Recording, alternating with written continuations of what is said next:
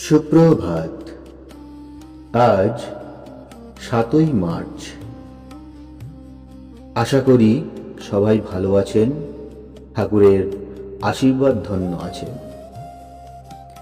আজকের দিনে আমাদের প্রধান চিন্তা হোক,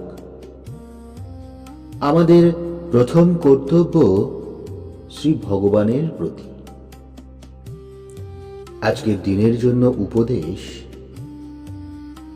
মনীষীগণ নিজের প্রকৃত সত্তা জানিবার জন্য আমাদের আহ্বান করেন, যেন আমরা পরমাত্মার সহিত আমাদের কি সম্পর্ক তাহা বুঝিতে পারি।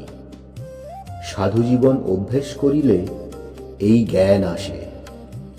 এই জগতে যাহা কিছু উত্তম, তাহার মধ্যে সাধুত্বই সর্বশ্রেষ্ঠ। সাধুতাই সুখ।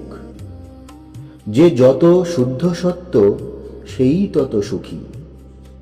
এই জগতে নানা মত ও পথের প্রচলন করিয়া যে আমরা তাহাকে সমৃদ্ধ করিয়াছি, ইহা সত্য নয়।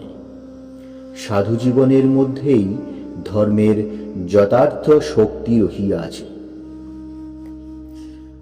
আজকের দিনে আমরা প্রার্থনা করতে পারি: হে পরম মঙ্গল শক্তি, তোমার করুণাময় হস্ত দ্বারা আমাকে পথ দেখাইয়া চলো।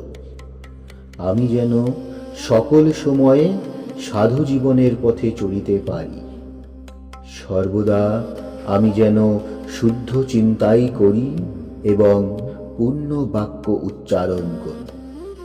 তোমার নিরাপদ হস্ত আমার মস্তকে তুমি রাখো প্রভু, যেন আমি বিপথগামী না হই অথবা জীবন যুদ্ধে পরাজিত না হই।